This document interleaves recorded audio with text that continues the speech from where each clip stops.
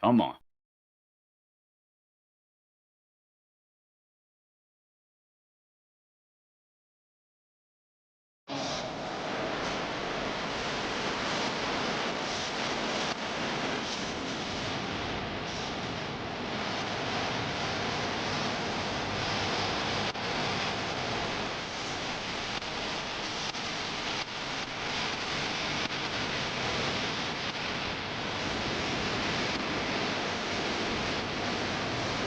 It is a great day to be alive in Pittsburgh, PA, southwestern Pennsylvania, Latrobe, everywhere that isn't under the dark cloud that follows our friend Mark Kaboly around constantly.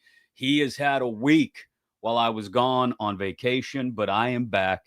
And I think maybe, just maybe, Kaboom has worked through the last of the issues that have plagued him over the last several days. I hate to jinx anything, even though I always tell my kids jinxes aren't real. I hate to jinx anything and cause something else to happen because it's always possible with this beautiful bleep show of a podcast we call Kaboly+Mack. Welcome in, friends, presented by the Dan Heck team. You're looking to buy or sell a home in the Pittsburgh area. They are here to help you. HeckTeamHomes.com, HAECK. HeckTeamHomes.com, the key to your next door. Dan, Michelle, Jeremy, Mike, Heather, Tia, Corey, John, the whole team there to help you. And we are here to talk about everything that may have been, well, not talked about enough or maybe talked about too much already over the last week. Yes, SummerSlam over the weekend. I'll be honest, I think it got ruined by one thing in particular. We'll get into that. WWE fans, of course, Kaboly writes for WWE.com. We'll break all that down a little bit later in the show. Should we be worried about something with the Stillers now 11 days into training camp? Or maybe it's a good sign. Maybe we're looking at the glass half empty and we should be looking at it half full as Kaboom takes a sip of his drink. I am Chris Mack, just a dude in his basement. He is Mark Kaboly. Been covering the Steelers for 2 decades, and you can follow us at Kaboly+Mack on X, on Facebook, on Instagram. Don't forget that. We're closing in on that 500 follower mark on Instagram. When we do, somebody will get that $100 gift certificate from our friends at Yoli's Cucina and Craft House in Jefferson Hills, somebody who's one of those first 500 Instagram followers. And make sure you're subscribed on YouTube. Closing in on 2,100 subscribers, I think. Once we get to 2,500, we'll give away that beautiful autographed Paul Skeens baseball. Good morning, friends, Yinzers, countrymen. As I mentioned, it's been a week for your boys. Mine wasn't terrible, other than the fact that I don't think I pooped solid for like 6 days now because we went on vacation to the Dominican. I didn't eat or drink anything I wasn't supposed to eat or drink, Kaboom, but nonetheless, stomach issues persist in the Mac household. Montezuma. What a bitch, huh? Yeah, Montezuma's revenge is specific to Mexico, I think. But yeah, same deal. Don't maybe too much of the ice in the crushed frozen drinks. I don't know. Maybe just too much food and drink period over the course of a week. Yeah. Great place we went to. The people were awesome. The food actually was fantastic and the drinks were great too, but just maybe a little too much. And the stomach's still getting readjusted, you know? Look at you complaining. I'm not complaining. I had a great time. On a desert island. It's not a desert island. It's more like a jungle. While we're here in Pittsburgh dealing with the 98-degree heat during training camp, and you're laying on the beach and petting stingrays and laying in a pool. Yeah, going down water slides with my kid. We had a great time. I'm not complaining. I'll pee poop out my bum for a week in order to get that vacation every time. I'll be okay. I'll survive. You'll have that paid off in about 2056. Yeah, probably. Hey, look, people that want to sponsor Kaboly+Mack, you're welcome to jump on board and help pay for my vacation and get Kaboom something with all-wheel drive, maybe. Huh? What happened there? No. What are you talking about? I don't know what am I talking about? I think you know exactly what I'm talking about. Look at this. It's a neutral, right? First of all, okay. All right, we're gonna try this. Everybody on here, I love the assortment of suburbanite dad talk going on. People making sure the car's in neutral. It wasn't in neutral, it was in reverse. People making sure that, everybody's pushing correctly. You got the floor mats underneath the back tires to try and gain some traction. Still, this was about after an hour's worth of trying. So, and it didn't move. So I'm like, it's not going. I'm going to call AAA. I'm not even pulling. I'm like, airball get low. And it finally comes out. Look at this. Look at the collection of people there. I know. Jazz. It didn't start working out until Jazz showed up. Jazz is a big man. Jazz showed up. This was like about I an said, hour in. airball got low. You know, it's all about pad level.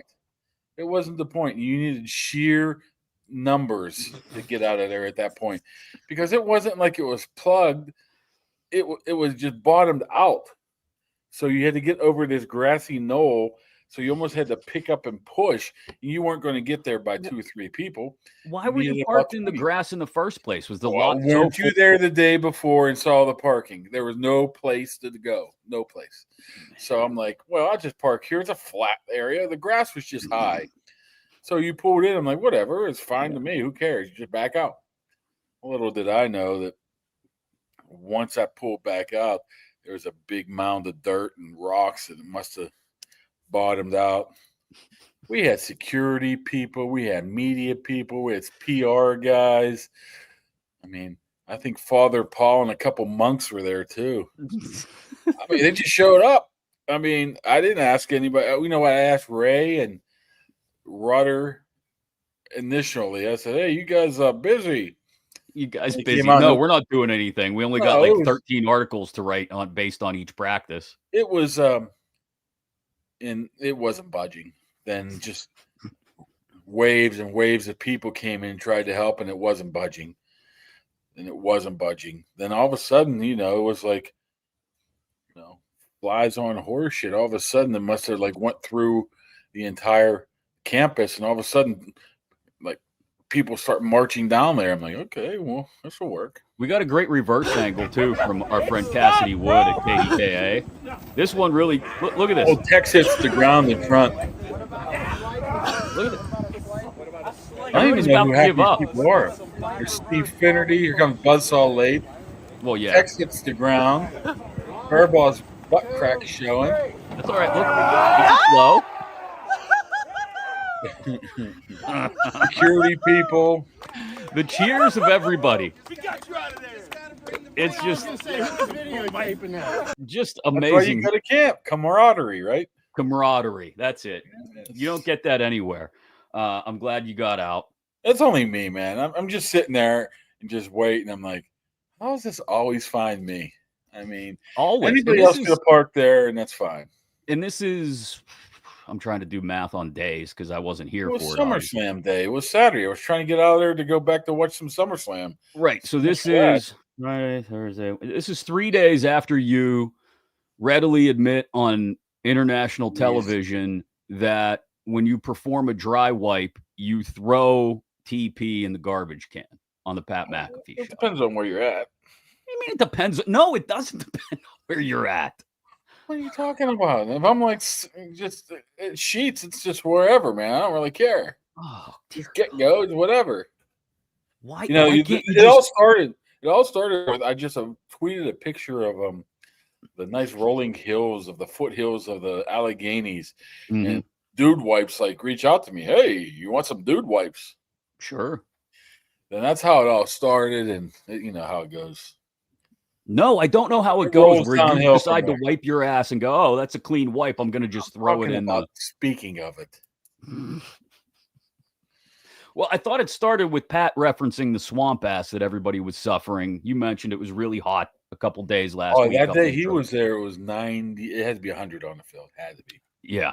I don't know. I don't know if you need a remedial how to wipe your ass class, if that's a thing that exists, but well, let me tell you something. You guys all sit up here in your high and mighty whatever pew or church, whatever the hell it is. What do you call that thing? Crown. I'm up there in the Basilica at St. Vincent looking down on you. Meanwhile, the next day I'm sitting on the sidelines. You saw where you go with the media the other day. Some guy comes up to me and he whispers to me, I do the same thing. So don't act like this is something that you've unleashed an army of people Yeah, who are yeah, now going oh, to wipe you're their too asses and throw it in the cool. trash. It's disgusting. Well, sometimes you got to do what you got to do. Jesus. So it was a You week want for to you. open the show talking about your freaking pooping habits. What was it with me? No, my point here is that as much as I've wiped my ass, and it's been a lot in the last week, I not once have had a clean wipe when I was done and gone, you know what, I'm just going to throw that in the trash. And I was in a foreign country. It's your house. No, I'm talking about when I was in a foreign country. I never once went, yeah, you know what? That's pretty clean. We'll just throw that in the trash over there. No, it gets flushed, Mark. See, I didn't want to go down that route because might have been a sponsor. And you know how everybody basically says there's no good wipes to flush. I didn't really want to go down that route. So okay. As long as you've maintained a quality relationship. I'll tell you one thing though, when you get that colonoscopy the day before, oh yeah, you buy the popsicles, you buy the clear liquid, the broth, and the big bag of dude wipes. This is how you know we're old. We open the show talking about colonoscopies. I promise we're going to talk plenty of football, thanks to our friends at Southwest Greens, who will have your yard looking as pretty as the fields at St. Vincent College in Latrobe. You won't have to mow it. You won't have to spray fertilizer on it or weed killer or none of that nonsense.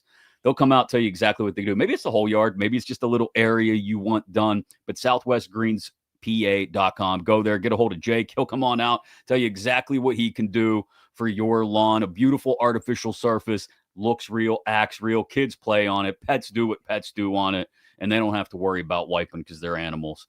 So they don't worry about where they would throw toilet paper. But I can pretty much assure you that if dogs wiped their ass, they would probably flush it too.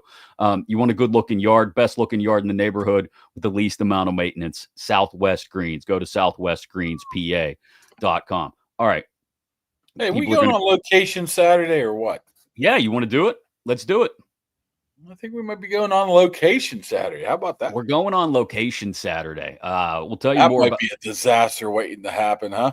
Yeah, technologically, it might be a big mess, but we're going to give it a go anyway for our buddy Phil. The Maines family golf outing taking place this Saturday.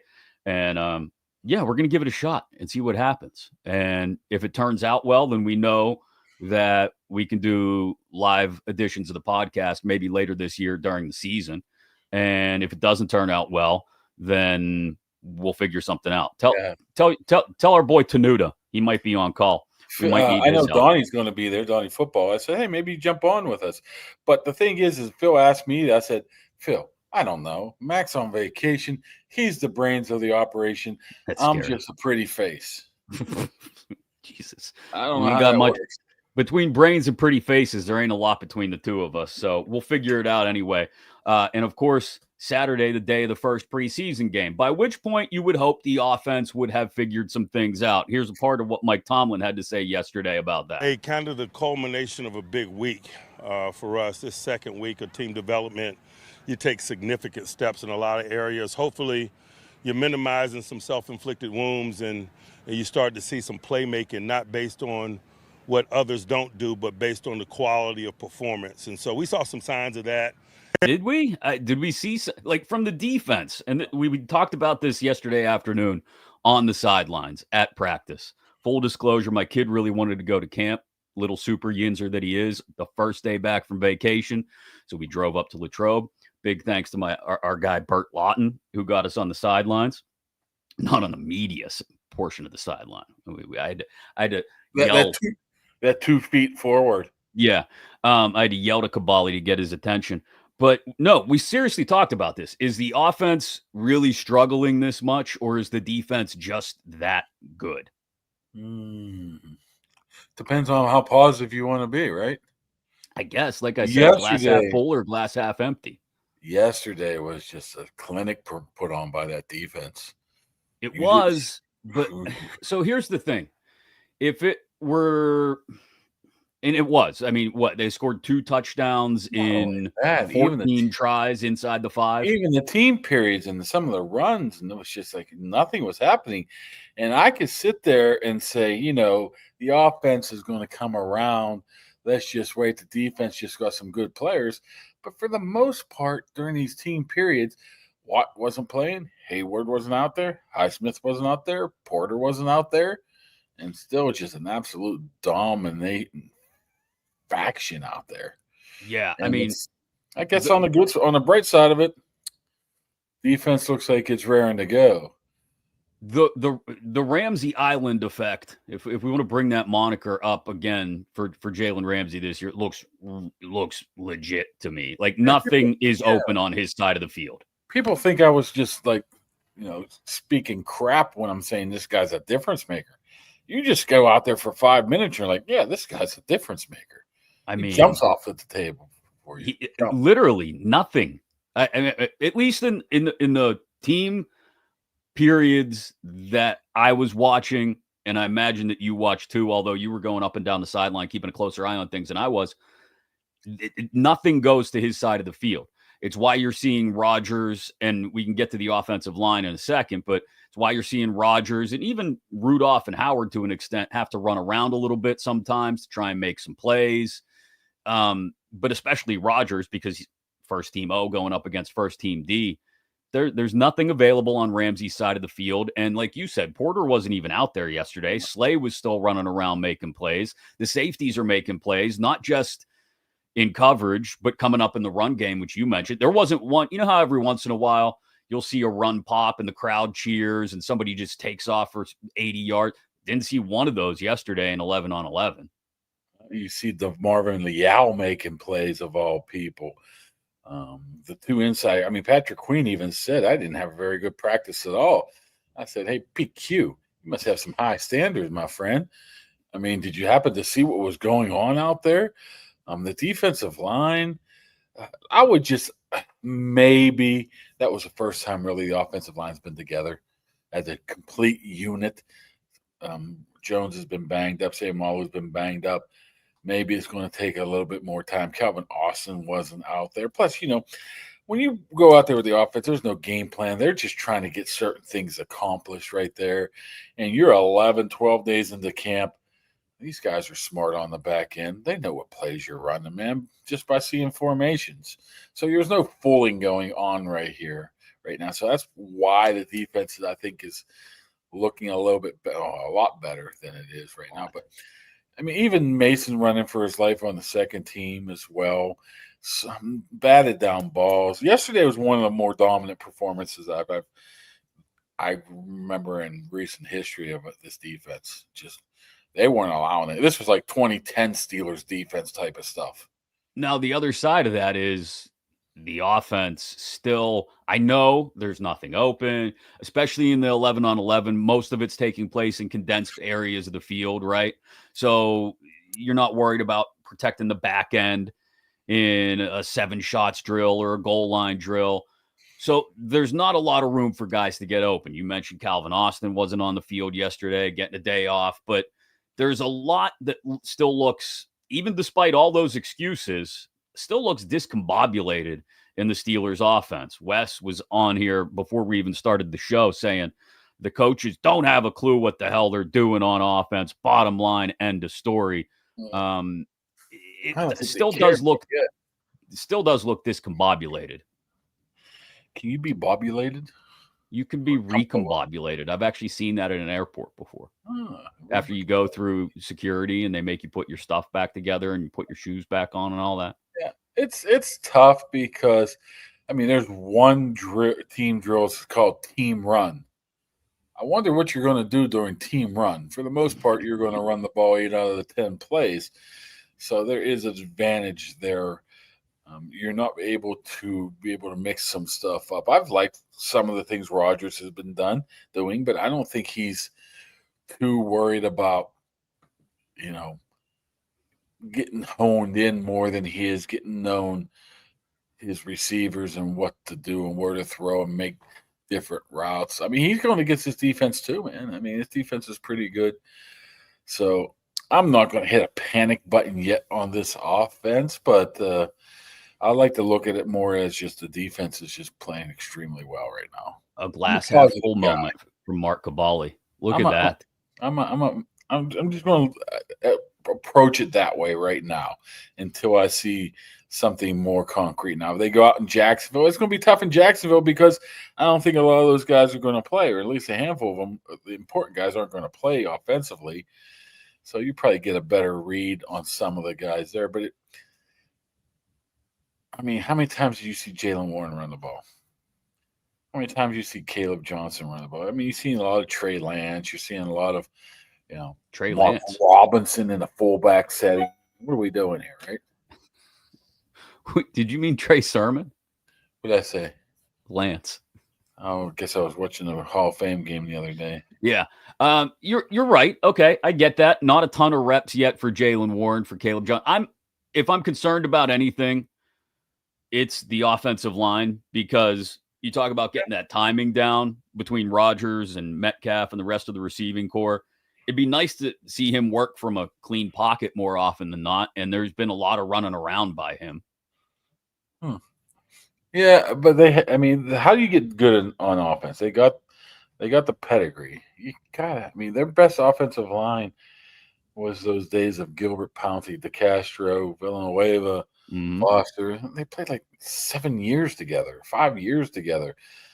Crazy amount of games. These guys have played like 20 snaps together, right?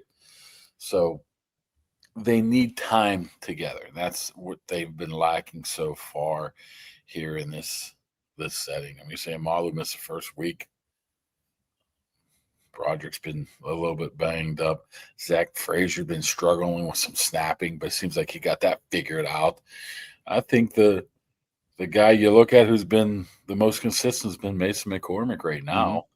So that's a good sign moving forward. But Fautanu's been okay on the right side. Look at it 3 years ago when Kenny Pickett was picking people apart. Wow, this offense is great. How did that offensive season turn out? Good point. So we should learn by then to not really read a ton into this. I mean, either way. However, the defense does look like it has everything set up to be a very, very talented group this year. I mean, every guy that they added during the offseason on the defensive side of the ball, I think has looked, short of maybe Juan Thornhill, who we haven't seen a ton from yet, has looked, or every guy who is being counted on to give something to this defense, whether it's a new guy or a second-year guy or a guy who's supposed to step up, has been doing so, I think, on that side of the ball. You keep talking about Peyton Wilson. He's looked really good, especially in the run game. They bring in Chuck Clark last minute. He's looked really good, both run game and coverage. Harmon, I thought, looked really good yesterday in the run game. So, I mean, those are, like you said, all these things they've added to the defense, same defense that fell apart down the stretch last year, give you hope that won't necessarily happen again this year. I know I mentioned a couple times the last time we talked, what if teams want to run on them early in the season and try it and see if they can get anything? I don't know how you attack this defense now based on the way they're playing in camp anyway. Yeah. I mean, especially when you're doing man coverage, you're having a guy like Jalen Ramsey can float around in different areas. If you don't have the three best edge rushers in the league, a group of them, I don't know who would have better guys than Herbig, Highsmith, and Watt. No, Herbig might be Highsmith has low-key been a absolute menace in this training camp, and I've heard people say, trade him for McLaurin or whatever. Alex Highsmith is a stud, man. He's been almost unblockable until he got a little bit of groinage action, growing, a little bit of a groan action yesterday. So they're deep too. I think the inside linebackers, I think Wilton's, if you even get past Wilson and Queen, I don't know about Malik Harrison. He's having some issues. You don't want Malik Harrison to cover anybody. I can guarantee you on that one. Okay.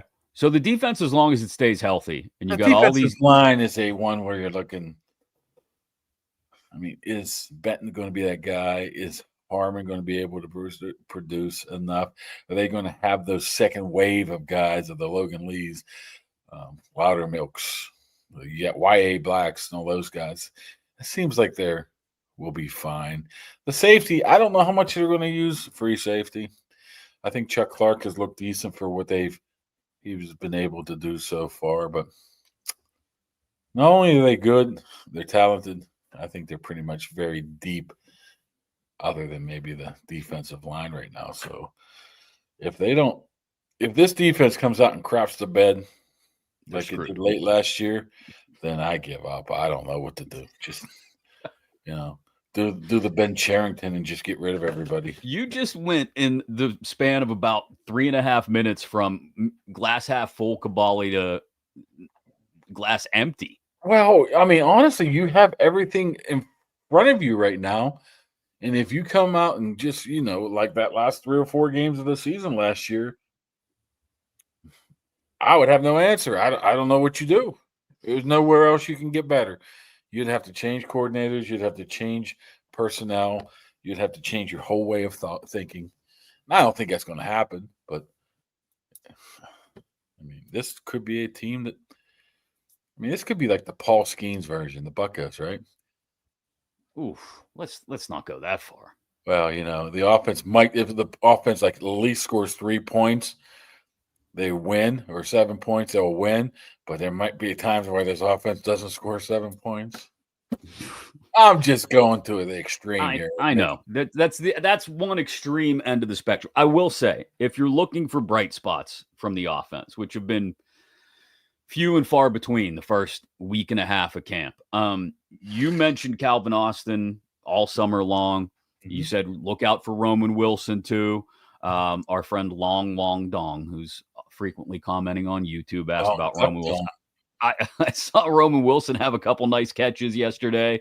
I have a story coming out on him tomorrow. Actually, him and Calvin Austin talked to Zach Izzani. Roman Wilson's an interesting bird. Doesn't quite like too many people, so doesn't like too many people. He's not going to be.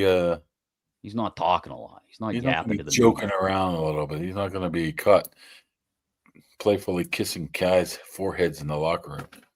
Okay, well, he doesn't. If he catches the football, I don't care.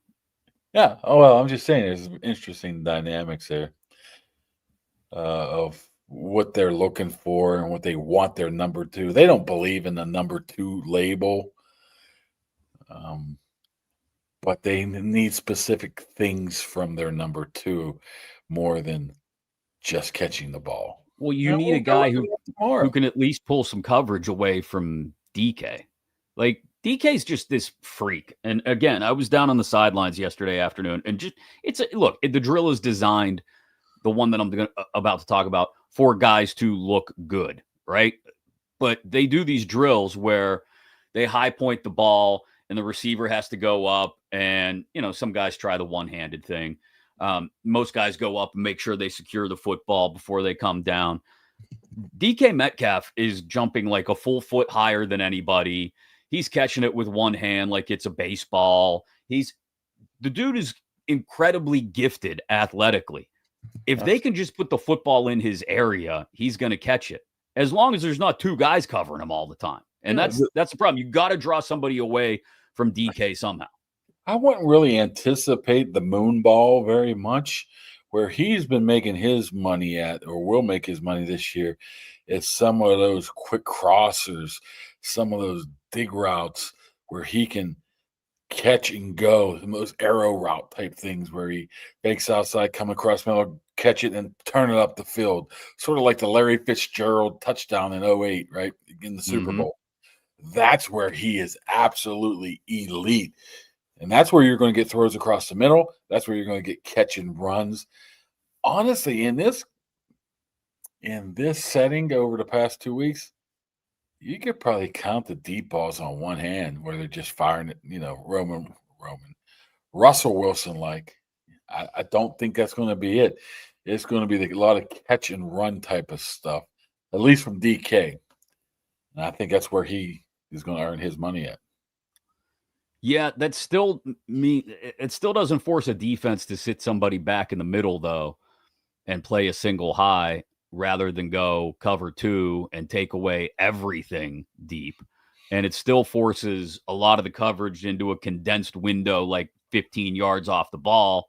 And makes it tough for even a quarterback who's as skilled as Rodgers, even if he has time, to put the ball right where it needs to be every time. Pretty good at that, though. He's been pretty Very good.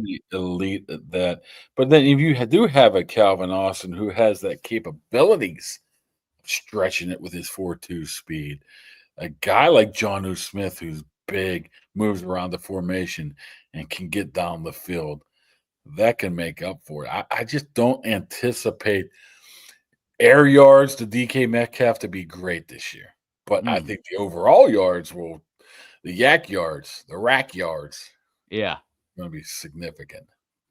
That's great if they are. I'm just worried about, again, especially if the offensive line is not protecting Rodgers. They're forcing him to move around in the pocket. He isn't able to make that first read right away, and he's got to dump the ball off. It very quickly could devolve into an offense that looks very similar to, say, not necessarily late last season, but even the year before, right?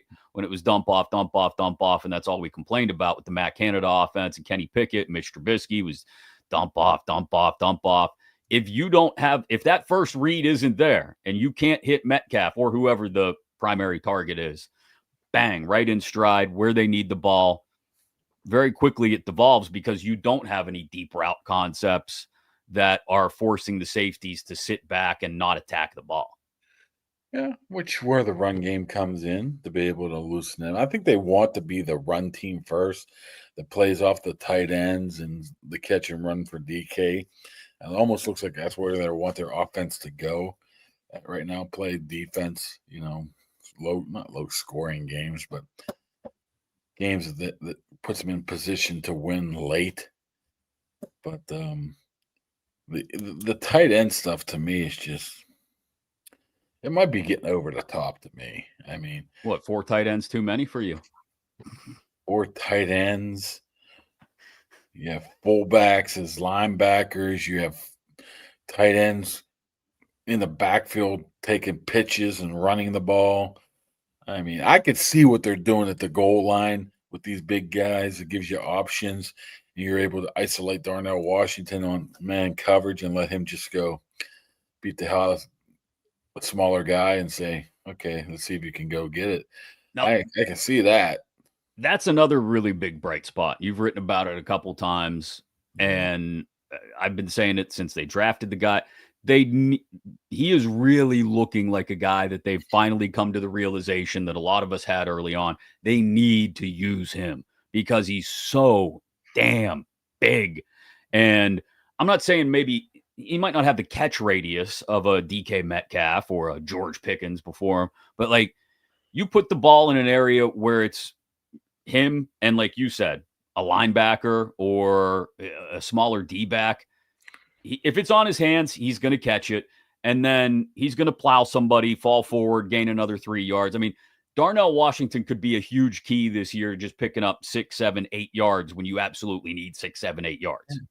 Just think, you put 4 tight ends on the field and have a guy like Jayden Warren in the red zone, low red zone, 5, 4, 3, 4, 5 yard line. You're probably going to counter with big people, and he has the ability to jump over big people. If they do bring in smaller people, then you can run the ball with Jaylen Warren. I mean, I think that's what they're thinking of doing right now. I never thought Darnell Washington was going to turn into crap, anything. After last year, I'm like, this guy's he can barely walk. He's a one contract guy. He's healed up something, man.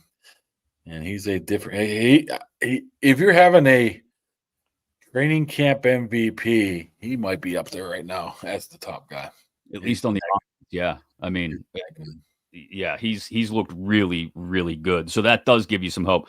The other question that I've already seen a couple people hit the chat with is, who's going to play? You mentioned starters probably won't get a lot, if any, time Saturday in Jacksonville. When we're talking about an offense that needs reps, though, like I don't think it would hurt to put the first team offense out there for a series or two. And I don't mean a long, protracted series, but like get them out there for 7 or 8 plays. I don't think you need that with Aaron Rodgers. I don't think you need that with DK Metcalf. I don't think you need that with Freiermuth. I don't think you need that with Sayamalu. Jones probably could use some, rep time, but I don't know how healthy he is. But I would put guys like Frazier, McCormick, Fatanu, Caleb Johnson, maybe Jalen Warren, Austin, Roman, those guys out there. But I just see no benefit in having Aaron Rodgers out there. None. I just would like to see a little bit of chemistry developed in a game situation, maybe. That's all. Because here's the other thing. And I told you, and you didn't necessarily argue with me. I think we all realized that it wasn't any great shakes of a red hot take, but I knew it when we saw Mason come back and then look pretty good during minicamp, right? And now looking, I think, aside from yesterday when the entire offense didn't look good, look really good during camp. If this offense struggles in the first month of the season, and there's still some timing issues, whatever they may be, with Rodgers and DK or Rodgers and anybody, really, in the pass game, we're going to hear the shouts for Mason this, Mason that. And they're never going to bench Aaron Rodgers for Mason Rudolph. They're not. They're not. Sure it's going to be Mason, or are they going to just dip down one more level? Well, hard. I'm talking about fan-wise, the fan talk. Well, the fan talk it'll be a little towards both. It's already, people, just put Howard in there. Let's see what he's got. Look, the infatuation with Will Howard, it's because he's a great kid. He says all the right things. He works hard. I got no problem with an infatuation with Will Howard. But there's going to be a serious problem if the offense struggles through the first month of the season or so, and Rodgers isn't finding the timing, and everybody remembers what they see. Mason's going to play in the preseason, right? He might he'll probably be out there for what, a quarter and a half on Saturday night, you would think, if not more. And if he looks good, especially with the tight ends, the secondary tight ends and secondary receivers, and the offense moves the ball a little bit and scores some, it's going to come up. There are going to be the calls. It's going to come up by the fans. Yes. I got a better chance of starting at left tackle for the Pittsburgh Steelers than Mike Tomlin has of ever benching Aaron Rodgers this year for play, for lack of good play. It's not going to happen. I totally understand, and I follow your logic. I'm not saying you're wrong. I'm saying when it happens, not so much if it happens, because there will be struggles in the first month. When it happens, people are going to make the argument, just like we said they would. Oh, if Rodgers would have come in sooner, if Rodgers would have practiced more, if Rodgers would have got more reps in the preseason, it's going to be brought up in September. Anytime this offense struggles, anytime this offense goes 3 and out a couple times in the first half of a game, or can't put together that late game comeback that you talked about. Maybe their whole philosophy is just staying within a score so the savvy Hall of Famer can come in late and steal a game. I understand that that's their philosophy, but when this offense bogs down early, if the defense doesn't keep them in games, they're going to be in trouble, A, and B, hear it from the fans. As the great Bill Cowher says, it's a fine line, man. You want to get guys like Aaron Rodgers ready, but he's 41, man, soon to be 42. I'd like to see him just work things out week 1 against the Jets, then worry about a week 3 preseason game against the Carolina Panthers. I think he's smart enough, talented enough, experienced enough to be able to jump in there without any preseason play at all. Preseason practice, yeah, but not preseason play, and be just as good as if he went out there. I would not be stunned that he doesn't take one snap in training camp. I mean, preseason games. Not a single snap. Not one. I mean, I think he will get one. Some in Buffalo, the Buffalo game next Saturday. Next Saturday, yeah. Buffalo? I think he'll. Not Buffalo. I thought they played at home against Tampa. Tampa. I wouldn't be shocked if he does get a series or two, but I wouldn't be overly shocked. And if he just says, "Hey, I know what he can do." We'll see later in the week. Maybe we'll get a little bit more of an inkling. They're off today. Then they'll practice Tuesday, Wednesday, Thursday. before the trip Off to Jacksonville. Friday, play Saturday, off Sunday, Monday, Tuesday, And then break camp. off Wednesday. Practice at Acrisure Thursday, off Friday, Buffalo, and back to the south side. Tampa, not Buffalo. Camp but is that's right, we over. went over it. Camp is over. Thank goodness. It's not over. You still got a whole week there, buddy. A whole week to get your car stuck again. You got Monday night to stay. Where they go? Monday, Tuesday, and Wednesday? Yeah, shoot. No. Today's Monday. Tuesday, Wednesday. Yeah. Thursday. So I have to stay Tuesday night and Wednesday night. Man, 2 more stays. You'll be okay with it. You'll survive, I think. Hopefully. You were dying out there in the 60-degree weather yesterday. It actually was really nice yesterday. It was a little warm down on the field, but it was nice. There was a little breeze every once in a while, at least up in the stands and on the hillside. They let everybody on the sidelines. They let you on there. They let anybody on there.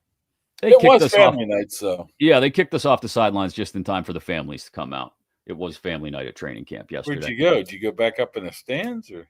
We went up on the right in front of the fence there by the golf carts because the kiddo wanted some autographs. Omar's autograph? No, he got Derek Harmon and Calvin Austin Jr. or Calvin Austin. Oh, and who's the only fullback on the roster? What's his name again? He's literally the only guy listed as a fullback. Was it Evan Hall? No, he's just a regular running back. Thomas Jones. Oh, he just came back from an injury. Yeah. Yeah.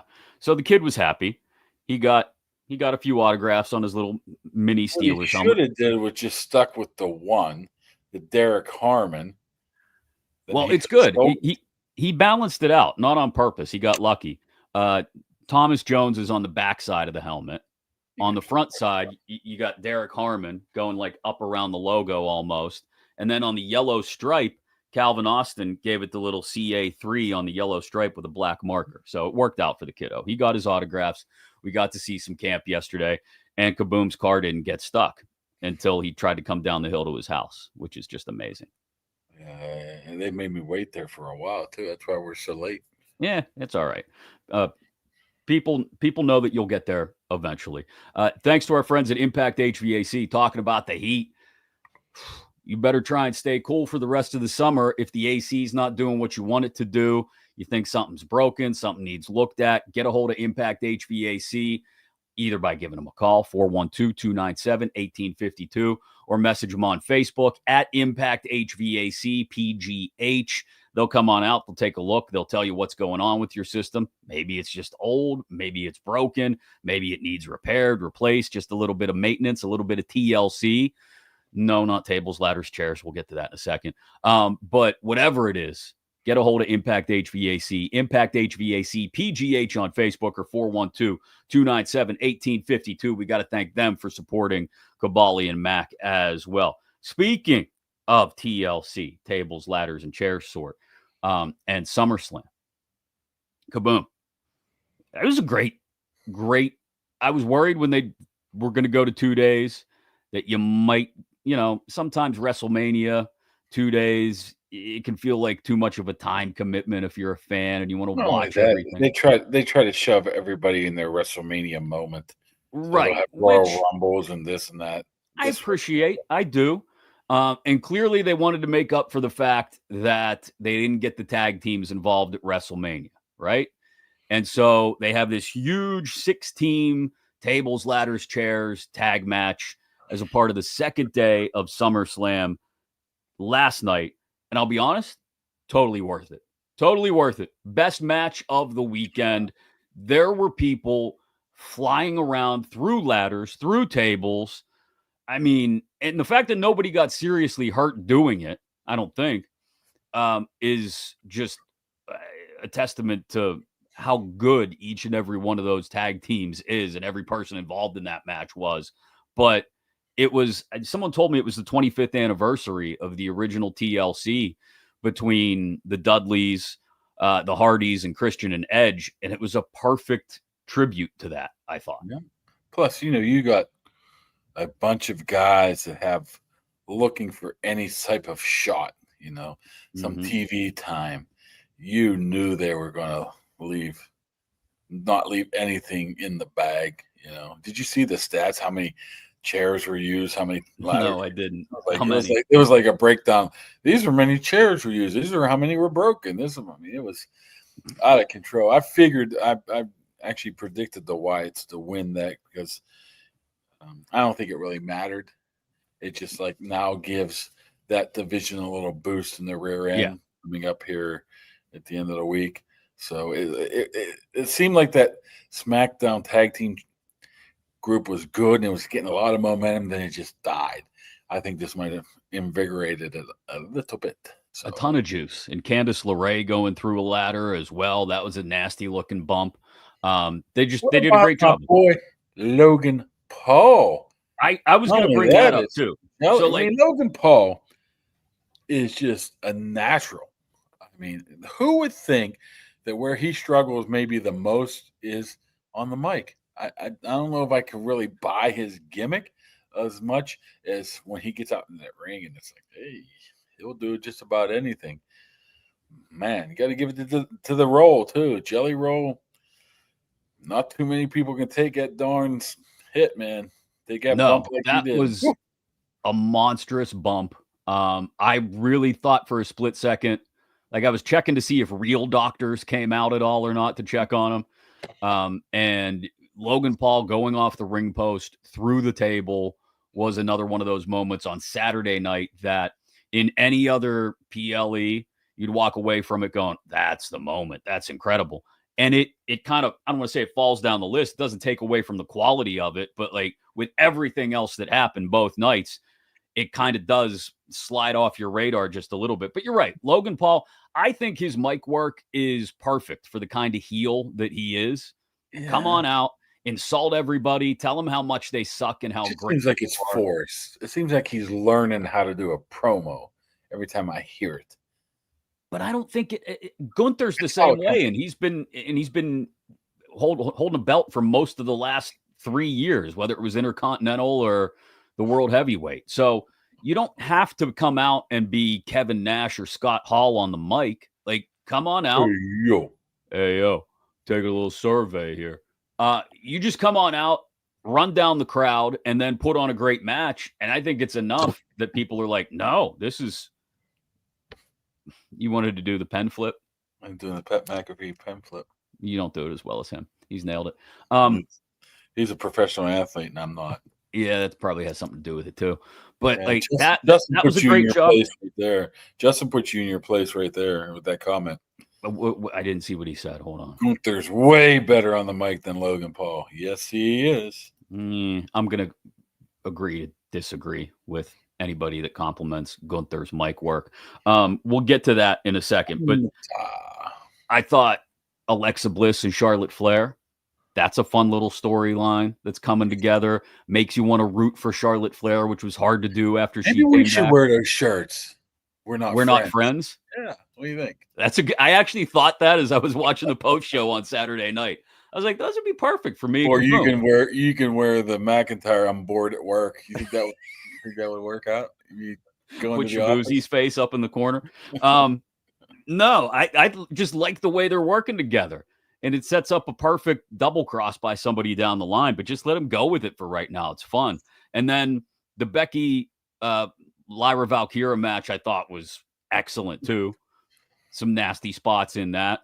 What about Solo's freaking spot off the top of the cage after the match was over?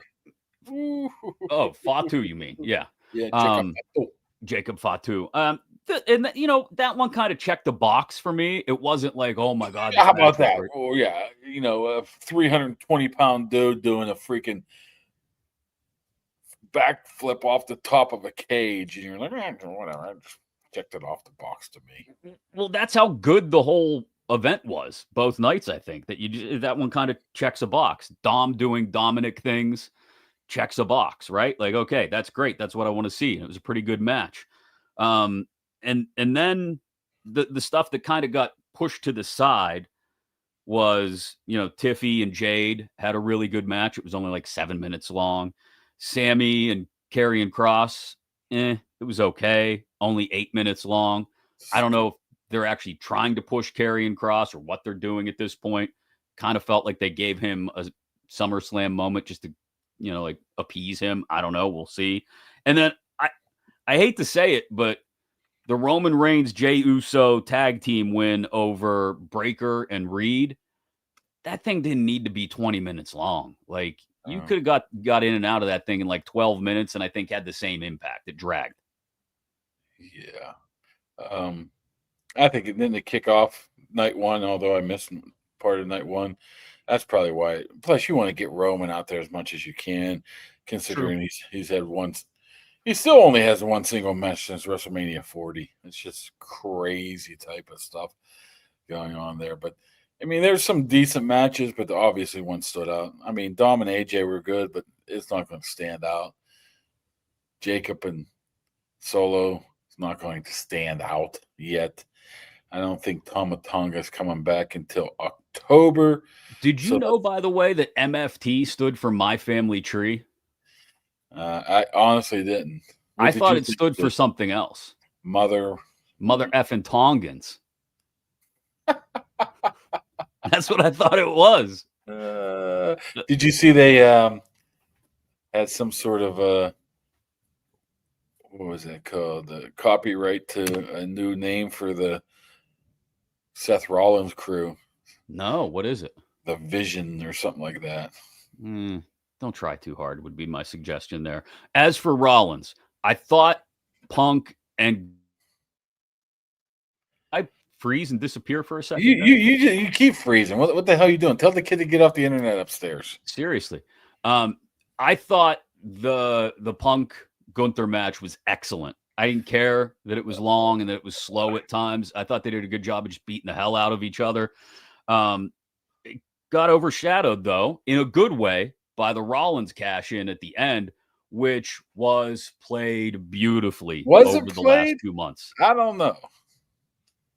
Was it a shoot into a work is what I want to know. Did he really get hurt? But then it wasn't. It's like, hey, it's not that bad. So I got an idea. Or let's fake it the whole way to set this up. I don't know which way it happened. I can convince myself both ways. I think they played the world, and I think they did a great job of it. And I bought in when Rollins was hosting Rich Eisen's show for him a couple weeks ago and talked about how he was going to be out a significant amount of time. And I was all in. Oh, he's hurt. And then as soon as he hobbled out on the crutches, even then I was like, oh, wait, he's just going to like stare down Punk and tell him, just wait, buddy. And he did for a second. Starts to hobble away, throws the crutches out. Great cash-in moment. Great to propel the Rollins Punk thing forward even more. Punk, man, this has been like 2 years now. He gets to the top. He's like that Price is Right game. And he flips over and comes back right down. It happens. It's unbelievable. He's going to have to get to a point where he's going to have to snap here, to the point where he's getting to. I mean, not wrestling talk as a character, because he's been so close, but he just can't get over that hump of being that guy anymore. Has to be frustrating for him. So I think that's a good storyline, especially Seth Rollins being the guy who keeps knocking him down. Yeah, I think it's great execution of a long-term, long-range plan storyline. And for the most part, they've been very good the last few years of doing that long-term storytelling. And if you've watched any of the Unreal series on Netflix, I mean, I think it's a great peek behind the scenes in some regards. You see the whiteboards in the background. They've got all the matches planned out for the next few shows and next few months. And so they're always doing that, thinking about the long-range, long-term storytelling until they blow it up, in my opinion. And I think they blew it up and screwed up last night. Well, actually, it started Friday when you had Cena kind of pull this milquetoast face turn Friday night out of nowhere, like, whoa, you got me, Cody. Oh, this is just what I needed, was a kick in the ass to be a good guy again. And I was like, wait. Only thing I could think of is they got a last minute guarantee that Lesnar was showing up. They're like, so here's my let's roll with this now, because we got to pivot here a little because Brock is coming. Here's my problem with this. I've never been a huge Lesnar fan, and maybe that's my problem, and everybody else loves him. It's big angry guy walks out, big angry guy stares at everybody, big angry guy comes down, smashes everybody with a few F5s, big angry guy stares at everybody, big angry guy walks back through the curtain.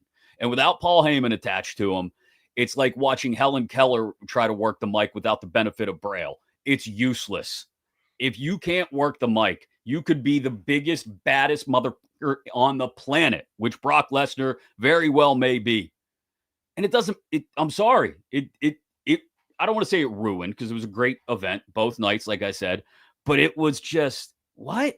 We flipped this great work by Cena over the last 6 months like that in an instant on a SmackDown on a Friday night right before the PLE, so we could trot Lesnar out? What? And they'll do. I understand. Cena has a list of guys that he wants to work with during his farewell tour. That's what Triple H said last night on the post show. That's great. Bring Lesnar back towards the very end when you feel like you can get a little one-off pop, and he can ride off into the sunset. Cena can ride off into the sunset. I hate that they did all that work and they laid it out for Cena to be the bad guy right up until the very end, and they zapped it right in the middle of SummerSlam. Yeah, I wonder if it was an impromptu turn just because maybe the Cena heel turn wasn't as going as good as they wanted it to. I mean, you would imagine that they thought the Cena heel turn wouldn't have peaked the day he kicked him in the nuts, and it seems like it did to me. Well, no, I think it peaked the few weeks following that when they were in Europe, and he decided to go, Black Titantron and walk out with the belt reversed and all that stuff. I think he did a great job. And I think everybody was into it. They were into Cena sucks and all of that. And you could have carried that out. The moment we got between Cody and Cena last night at SummerSlam at the very end should have been the moment we get in Boston in December when Cena rides off into the sunset. Instead, we got it 4 months too early. But we saw yesterday, darn well, when they're doing their butt slaps and hugs and kisses, you're just tuning in saying, okay, who's coming out? Who's coming out? Who's coming out? You would be sitting here saying, boy, something was just left short of that match because it just ended with a proverbial passing of the torch. Right, but it would have had. It was. It was definitely. I mean, if you want to know how to pass the torch, Cena. That was it. Did that? It's passing torch 101 right there, baby. He did a good job of that, and it was a great match. One of the best matches of Cena's career, right? Maybe the best. And so it just that had to happen in December, in my opinion. It didn't need to happen in August, unless there's a payoff to this whole Lesnar thing, which again, I don't think there will be. They could have done the clean torch passing last night. I would have still thought it was 4 months too early. And they would have had me tune back into Raw tonight to go, ooh, okay, what's next then? I just don't like, honestly, off your point, I just don't like how it abruptly said, golly gee shucks, I don't want to be a bad guy no more on Friday. Then don't turn him heel in the first place. Which leads me to believe that it was a last minute decision of Brock's coming in, so we go now or never. But this is where the reliance on big names from the past, i.e. The Rock or Lesnar, leads you to, okay, whenever they're available, we got to break glass in case of emergency and change everything. I think that's just because of Cena and his status in the company, too. They wouldn't do that for anybody. I get that. And I understand it does make perfect sense what you're saying. Like, oh, Brock finally got back to us and said he's cool with coming to New York this weekend, or cleared by TKO or whatever they do. Or whatever it is. But it felt so forced. And now we're gonna be given, I don't know, maybe it's only a month, maybe it's 2, maybe it wraps up in 3 months at Survivor Series. I don't know. Whatever it ends up being, we're gonna get this Lesnar Cena run, which 10 years ago, it's great, awesome, perfect.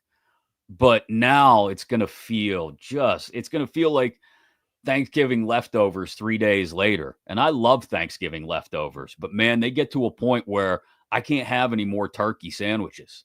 It's going to be a turkey sandwich for the next 3 months. I don't think that Lesnar's thing's going to last 3 months. Even if it's just a month, even if it just gets him through to what's the next one, Clash in Paris or whatever it may be. Perth. I can't see Brock Lesnar flying to Perth, Australia. Right? There's just, I don't know where it goes for Cena from here, other than, okay, big bad Brock comes out and gives him some F5s, and then Cena finally beats him in a match, and okay, it's great. Lesnar does not push any sort of compelling storyline forward for me. And again, maybe it's because I'm not a Lesnar fan, because he can't work the mic to save his life, and he has no one attached to him unless he somehow, but why would Brock Lesnar do this, aligns himself with Heyman and those guys, but that doesn't make any sense either. So like, I just don't see the point in it, other than giving Cena one more match with Lesnar, which he could have done a couple months down the line. Maybe it's more than one match. Maybe Brock's coming back for multiple matches, including a series with Gunther. I mean, you hear a lot of chatter about those two wanting to mix it up in the ring. Maybe it's not a one-off, but you're right. I don't think you're spending the next 5 months having Lesnar v Cena. Somebody else has to step in here. And who else is on the list? Like, we've kind of gone through all the Ortons and the Ortons, Punks. We had R-Truth in there for a little bit. I mean, we've gone through all the old rivalries. Maybe The Rock. Cena yesteryear. And this is, I'm glad you brought it back up again, because this is what happens when the megawatt superstar finally decides that they have time to come around for you, or in The Rock's case, the final boss's case, doesn't have time for it, because who knows how many different projects he's working on outside of WWE.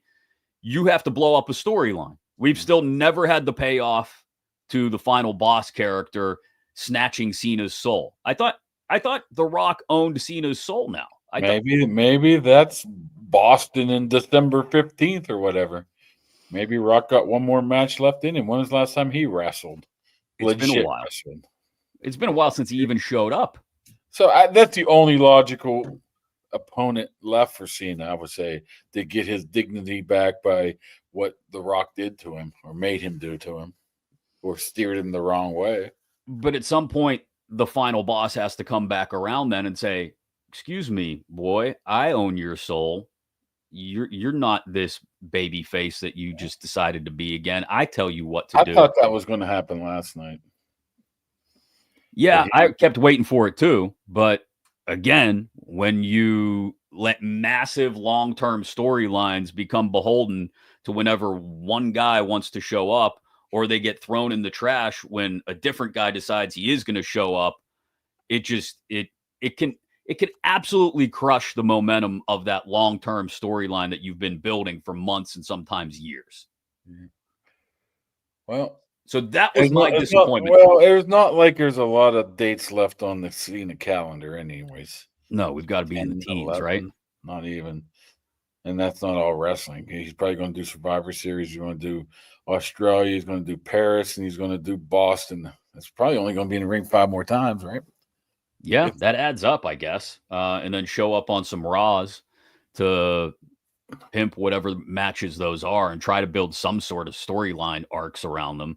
But yeah, I thought the Lesnar thing kind of, I wouldn't say ruined. I shouldn't say ruined. Did you hear the pop?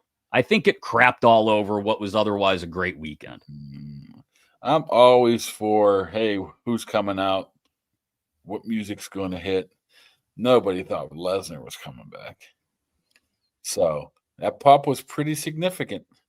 So you might be in the minority there when you're like, I'm pretty sure I'm in the minority, but that's just my opinion. I think and what's Brock going to do on Raw tonight if he's there? Maybe he'll bring out. Maybe he'll bring F5s. Maybe he'll bring the Oracle with him. The Oracle, Paul Heyman. The Oracle. That's one thing. That's one thing. This day and age of wrestling's missing. The manager. You got Heyman, and there's so few that do it well, though. And nobody does it to the level of Heyman. So Heyman's just. I mean, Heyman. I mean, just even watching Unreal and the wrestling. Oh, what was it? Blood. What was that? Bad Blood. Was that where he turned at? Or was that Yeah. wrestling? Yeah. Just seeing leading up to that and what he had to be involved in, the facial reactions, and he's a Hall of Famer for a reason. I don't know. Kyle has an interesting theory that maybe Lesnar's just there to handle the Rock's business until he's able to do it himself. He's just the final boss's muscle. Again, I think we're trying to tie too many loose ends together, and I think the problem is they just got a lot of loose ends now. But everything else was fantastic. Other than Cody's going away for a month and Roman's going away for a month, what are you going to do? Have no belt. That's why I thought Cody was going to lose. You got a healthy Rollins, apparently. You got Punk. Where's your good guys? Punk. Cena. Yeah, I don't.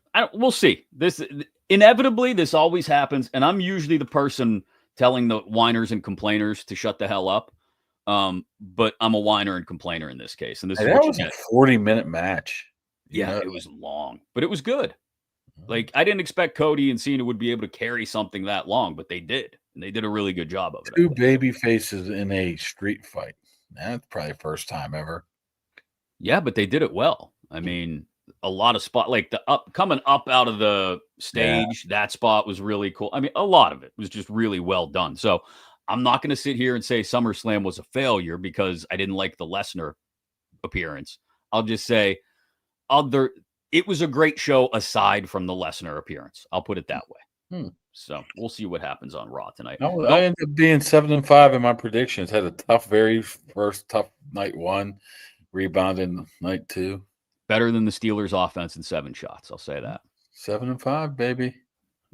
Above 500. That's all we're looking for. Just get me to the wild card game. Just get me there. Blown out. No, stop it. All right, a quick reminder. We'll do this again, I don't know, maybe Wednesday. They don't practice today, so there's nothing to talk about tomorrow, really. No. Let me think. Wednesday. What the hell? Whatever. Yeah, we'll do it Wednesday. Maybe a couple other times this week. Definitely Saturday at the Maines family golf outing out there in Plum. I think it's in Monroeville, isn't it? I thought it was everything out there. They call everything out there Plum. Really? I thought that was the old Richie Walsh Golf Club. Is it? Where he used to own that place? Oh. I believe it was. Rolling Fields, maybe? Oh, yeah.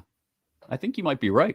Anyway, we'll be live there on Saturday to preview the Steelers-Jags game, obviously, because I'm sure there's a ton to talk about there. But just hang out with the guys, whoever shows up for the Maines family golf outing on Saturday. A couple more episodes this week as well to talk about what's going on up camp when Kaboom gets up there and gets his car stuck again, inevitably.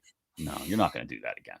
No, I need to buy myself a nice. Why don't you give old Bowser a call for me? Give me that Mac hookup. You can call Gary.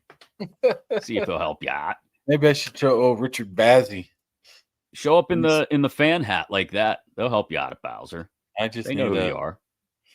I want to buy a truck, but then I look at the price of the truck. I'm like, maybe I don't want to buy a truck. You're gonna run that old Altima into the ground. You know it. I barely use it. You basically did on Saturday. You did run it into the ground. Not even my car. Yeah. It's the beater. It's the beater. Don't forget to follow on Instagram at Kaboly+Mack for your chance to win the Yoli's Cucina and Craft House gift certificate, $100 for you to take the family to dinner, or maybe you just don't even tell the family and you go on your own and try everything on the menu. And subscribe on YouTube as well, Kaboly+Mack. Once we get to 2,500, one of our incredible subscribers is going to win an autographed Paul Skeens baseball. You go enjoy your day off, Kaboom. I'm sure you've still got plenty to do. All I did was 2 hours of radio. Got to write a story. I'm anticipating a potential phone call around 2:00. You up to something? Not me. I'm anticipating an explanation of the car getting stuck from Okay. a certain employer of mine. Oh, okay. I don't know. They don't tell me nothing, but I wouldn't be shocked if it happened. So I have can't to wait for be- that. We'll keep an eye out I don't for it. know. I'm just saying. I wouldn't be shocked one way or the other. Well, those boys have already started their show. So if you haven't ditched us yet, you can ditch us now. Go check out a McAfee show.